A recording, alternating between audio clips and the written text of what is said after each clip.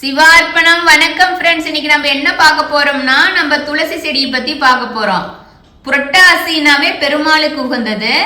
நம்ம பெருமாளை வழிபடுறதுக்கு நம்ம துளசி தான் மாலையாவோ ஏதோ ஒரு வகையில சாமிக்கு நம்ம சமர்ப்பிப்போம். அப்படிப்பட்ட நம்ம துளசி நம்ம மகாவிஷ்ணுவை கல்யாணம் பண்ணிக்கணும்னு தவம் இருந்து மேரேஜ் பண்றாங்க அப்படின்னு நம்ம புராண கதையெல்லாம் பார்த்தோம்.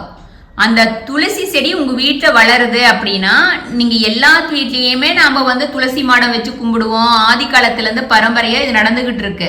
அந்த துளசி செடி நம்ம வீட்டுல வச்சிருக்கோம். எத்தனை வீட்டுல அதுவா தானா முளைச்சு வந்திருக்கிறது நீங்க பாத்திருக்கீங்க தானே?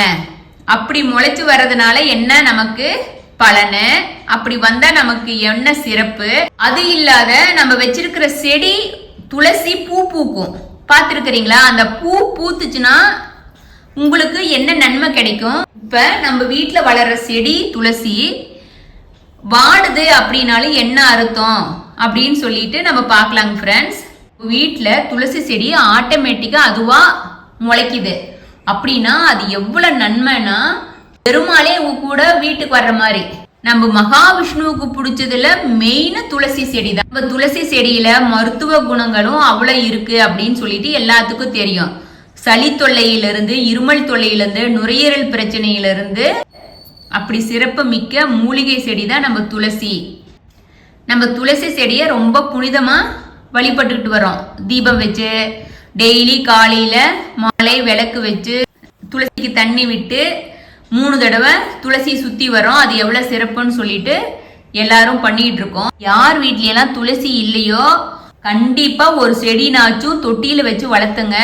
மகாலட்சுமியே உங்க வீட்டுல கூட இருக்கிற மாதிரி உங்களுக்கு ஒரு சக்தி கிடைக்கும். செடி நல்லா வளரல, நீங்க நல்லா தண்ணி ஊத்தி பராமரிச்சுக்கிட்டு தான் இருக்கிறீங்க, அது என்னமோ ஒரு காரணம், துளசி வாடுது அப்படின்னா என்ன அர்த்தம்னா ஏதோ ஒரு உங்களுக்கு கெட்ட சக்தி உங்க வீட்டுல புகுது அப்படின்னு சொல்லிட்டு தான் அர்த்தம். உங்களோட எதிர்மறை ஆற்றல் உங்க வீட்டுல உள்ள நுழைய வருது அப்படிங்கறதா. அதனால அதை உஷாரா பார்த்து அது என்னன்னு சொல்லிட்டு தீர்வு பண்ணிக்கிங்க. துளசி செடி அதை ஃபர்ஸ்ட் காமிச்சு கொடுக்கும். துளசி செடி நல்லா வளர்ந்துச்சுன்னா எதிர்மறை சக்தியே நம்ம வீட்டுக்கு வர்றதுக்கு பயப்படும். அதே சமயம் ஒரு செடி துளசி உங்க வீட்டுல புதுசா வளருது, இயற்கையா நீங்க வைக்காத அதுவா வளருது அப்படின்னா மகாலட்சுமியோட ஆசீர்வாதம் உங்களுக்கு அதிகபட்சமா நிறைய கிடைக்குது அப்படின்னு சொல்லிட்டு அர்த்தம். அப்படி வளர்ற செடி கொஞ்சம் அசுத்தமான இடத்துல இருந்து வளர்ந்தாலும் அதை எடுத்துட்டு புடுங்கி சுத்தமான இடத்துல நீங்க வச்சு வளர்த்தணும். அதை வளருதுன்னு சொல்லிட்டு அங்க வந்துச்சுன்னு அதை அப்படியே விடக்கூடாது. துளசி செடி மட்டும் அசுத்தமான இடத்துலயோ உங்க கழிவு நீர் போற வாய்க்கால்லையோ இல்ல சலதாரிலையோ பாத்திரம் விளக்கி தண்ணி போற இடத்துலயோ எங்கேயுமே துளசி செடி வளர்த்தக்கூடாது. நீங்க தூய்மையான இடத்துல தான் துளசி வச்சு வளர்த்தணும். அப்படி அங்க தவறி செடி முளைச்சு வளர்ந்துச்சுனாலும் நீங்க அதை புடுங்கி பாதுகாப்பா நல்ல இடத்துல வச்சு வளர்த்தணும். அப்பதான் லக்ஷ்மியோட ஆசீர்வாதம் கிடைக்கும். மகாலட்சுமி தாய் உங்களுக்கு ஆசீர்வாதம் பண்ணுவாங்க. உங்க வீட்டுல வளர்ற துளசி செடி திடீர்னு பச்சை பசியேன்னு கலர் மாறுது அப்படின்னா உங்களோட பண வரவு பொருளாதாரம் ஏற்றம் கொடுக்க போகுது அப்படின்னு சொல்லிட்டு அர்த்தம். உங்க வீட்டுல இருக்கிற துளசி செடி பூ பூக்குது அப்படின்னு சொன்னா உங்க வீட்டுல ஒரு மங்களகரமான நிகழ்ச்சி நடக்க போகுது, மங்களங்கள் உங்களை தேடி வரப்போகுது அப்படின்னு சொல்லிட்டு அர்த்தம். துளசி செடி பூத்துச்சுன்னா உங்க வீட்டுல மகிழ்ச்சி, பணவரவு, உங்களோட வாழ்க்கையில ஏற்றம் கிடைக்கும் அப்படிங்கிறாங்க.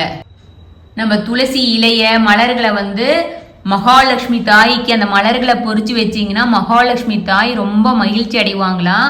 நாளைக்கு புரட்டாசி சனிக்கிழமை 3வது சனிக்கிழமையா இருக்குது.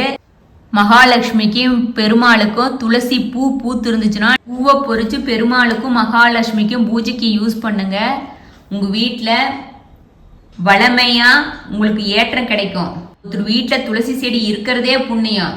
அந்த வீட்டுல அகால மரணமோ வியாதி எதுவுமே உங்களுக்கு ஏற்படாது. துளசி செடிய திருமாலின் அம்சமா நினைச்சு நம்ம வழிபட்டுட்டு இருக்கணும், வழிபடணும். மகாலட்சுமியோட அம்சமாவும் நினைச்சு வழிபடணும். துளசி செடிய அர்ச்சனை செஞ்சு வழிபடுறவங்களுக்கு மறுபிறவியே கிடையாதுன்னு சொல்றாங்க. துளசி செடியை பூஜிச்சுதான் நம்ம சீதா பிராட்டியாரு ராமரையே கணவனா பெற்றாங்க அப்படின்னு இருக்கு.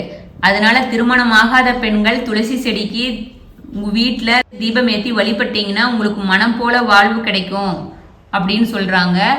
துளசி செடி இருக்கிற இடத்துல மும்மூர்த்திகளும் சகல தேவதைகளும் தெய்வங்களும் வாசம் செய்வது ஐதீகமா இருக்கு. சூரியனை கண்டதையும் எப்படி இருள் மறையுதோ அது போல துளசியோட காற்று உங்க மேல பட்டா உங்களோட பாவங்கள் நோய்கள் தீந்துரும் அப்படிங்கிறாங்க. இலைய பிரசாதமா நினைச்சு நம்ம சாப்பிடுறவங்களுக்கு சகல பாவங்களும் நம்மளை விட்டு விலகுங்கிறது ஐதீகமா இருக்கு. நம்ம துளசி செடிய உங்க வீட்டுல நீங்க வச்சு வளர்த்திட்டு இருக்கிறீங்கன்னா அதை நல்ல முறைக்கு பராமரிங்க. அதுல கட்டெரும்பு கருப்பெரும்பு இதெல்லாம் வந்துடும். ஏன்னா பூ பூக்குதுன்னா அந்த பூவுக்கு வரும்.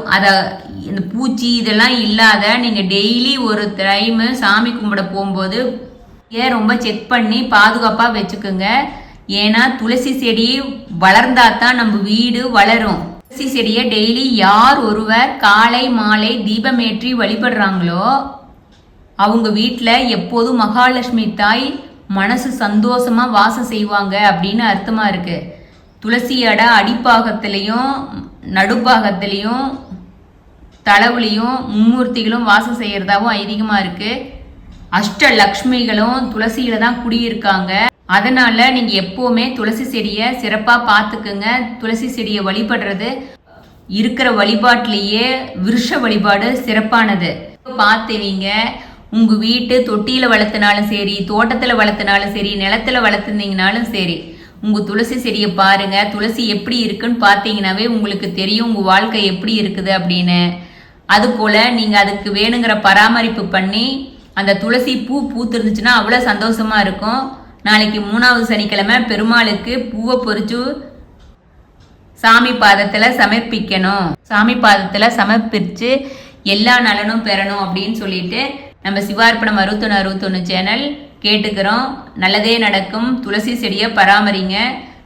30 தேவர்களும் துளசியில வாசம் செய்யறதாவும் ஐதீகமா இருக்கு. அதனால மகாலட்சுமியோட ஆசீர்வாதம் பரிபூர்ணமா கிடைக்கும் அப்படின்னு நம்ம சிவார்ப்பணம் 6161 சேனல் சொல்லிக்கிறோம். Okay, thank you friends. சிவார்ப்பணம்.